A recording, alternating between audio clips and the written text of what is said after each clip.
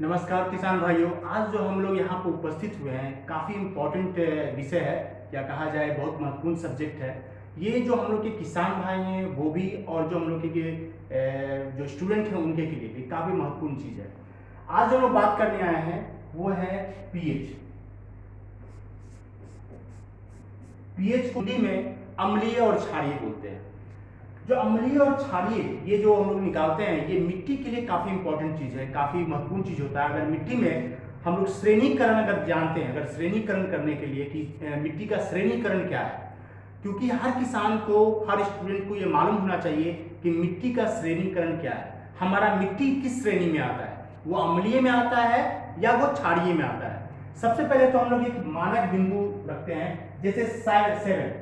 ये पीएच का मानक बिंदु है जिसको हम लोग 7 कहते हैं। अगर इससे ऊपर जाएगा 7.5 तो ये हमारा जो है वो क्षारीय में चला जाता है, जिसको हम लोग अल्कलाइन कहते हैं। और अगर इससे नीचे आता है तो इसको हम लोग अम्लीय कहते हैं। तो ये जितना नीचे आते जाएगा वो हमारा अम्लीय का पार्ट हो गया, और जितना ऊपर जाएगा वो हमारा क्षारीय का पार्ट हो गया। अब ये जो है इसमें एक इंपॉर्टेंट चीज क्या है कि हमारा मिट्टी अच्छा किसको कहा जाता है। अगर हमारा मिट्टी 6.5 से 7.5 के बीच में है तो ये हमारा एक मानक होता है, जिसको अच्छा मिट्टी कहा जाता है, जो हमारा मिट्टी हर फसल के लिए उपयोगी है।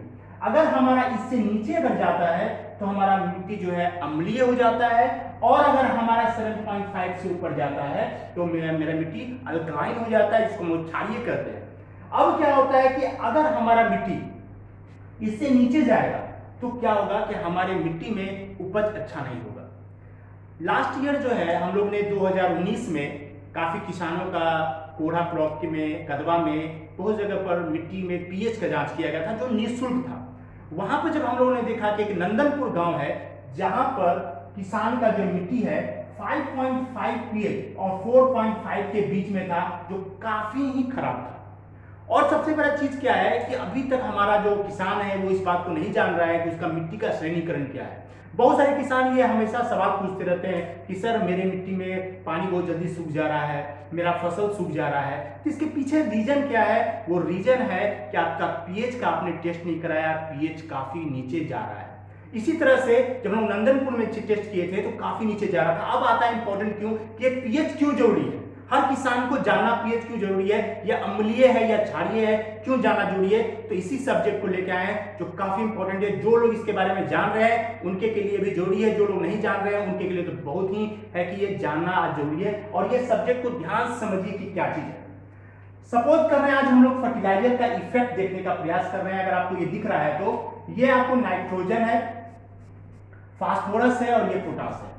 अब क्या है कि हम लोग क्या देखते हैं कि अगर हमारा जमीन का पीएच 4.5 है, अगर हमारा जमीन का पीएच 4.5 है तो हम जो है नाइट्रोजन का मात्र 30% ही इस्तेमाल कर पाएंगे।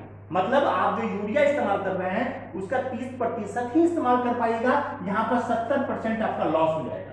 उसी तरह से अगर हम लोग डीएपी इस्तेमाल कर रहे हैं तो डीएपी अगर इस्तेमाल कर रहे हैं तो आपका 23% जो है वही आप इस्तेमाल कर रहे हैं, बाकी आपका वो जल जाएगा। और पोटास में आप अगर 1 किलो पोटास डाल रहे हैं तो मात्र आपको 330 ग्राम ही इस्तेमाल होगा, बाकी वो खराब हो जाएगा। ओवरऑल देखा जाए तो आप अगर इनको जोड़ दीजिएगा, जोड़ने के बाद आप उसको जो है जब भाग दीजिएगा तो 28 आएगा, मतलब कि 28% ही आप इस्तेमाल कर पा रहे हैं। और आपका जो वेस्ट हो रहा है 71.34% आपका वेस्ट हो जा रहा है। मतलब देखिए कि आपको अगर पीएच की जानकारी नहीं है तो आपको कितना भारी नुकसान हो रहा है। और पीएच का जो टेस्ट होता है मात्र 54 रुपया है। आपको 54 रुपया में कितनी जानकारी होगी। लास्ट ईयर जब हम लोगों ने किसानों का जब टेस्ट किया तो उनको ये पता नहीं चल रहा था उनको जमीन को सुधार कैसे करेंगे। आयुष्मान फाउंडेशन ये बहुत अच्छा उपाय करके रखा है। आप हरदा में वहां पर जा सकते हैं लैब में, वहां पर इसका काफी संसाधन बटोरा गया है कि किसान को कोई दिक्कत नहीं हो, उनका जमीन अच्छा हो जाए। अब आते हैं हम लोग 5.0 पीएच। ये 5.0 पीएच अगर आपका 5 पीएच होता है तो आपका जो फर्टिलाइजर नाइट्रोजन मतलब यूरिया जो है 53% वेस्ट हो जाएगा, और उसी तरह से डीएपी 34% वेस्ट होगा, और पोटास आपका 52% वेस्ट होगा।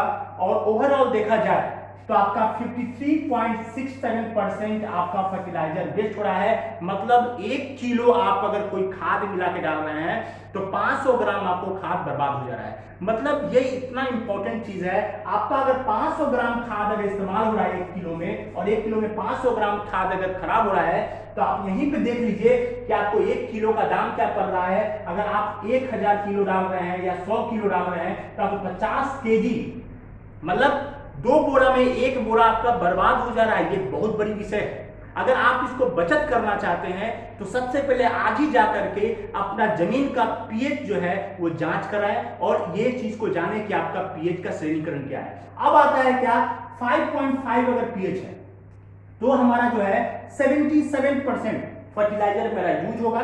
जैसे जैसे पीएच बढ़ेगा आपका फर्टिलाइजर यूज में आएगा।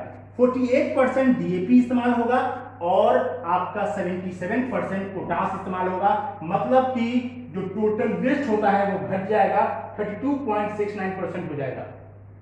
तो यहां पर आपका क्या हुआ कि पीएच थोड़ा सा 5.5 में आया तो थोड़ा सा मेरा बढ़ा, लेकिन जो आपका वेस्ट है 300 ग्राम, 1 केजी में 300 ग्राम के आसपास में अभी भी वेस्ट है, मतलब बर्बाद हो रहा है आपका। अब आते हैं, अगर आपका पीएच 6.0 है तो 89% यूरिया आपका इस्तेमाल में होगा और 52% आपका डीएपी इस्तेमाल हो रहा है, लेकिन पोटास आपका जो है यहां पर 100% इस्तेमाल हो जाएगा। लेकिन जो वेस्ट होगा वो 19.67 मतलब 200 ग्राम अभी भी बर्बाद हो रहा है। और अगर जिस व्यक्ति का पीएच 60 के आसपास में है तो उनका देखिए 100% यूरिया इस्तेमाल में आ रहा है, 100% पोटास इस्तेमाल में आ रहा है और 100% फास्फोरस आपका इस्तेमाल में आ रहा है। मतलब फास्फोरस और पोटास और नाइट्रोजन ये तीनों आपका 100% और जो वेस्ट होगा वो 0%।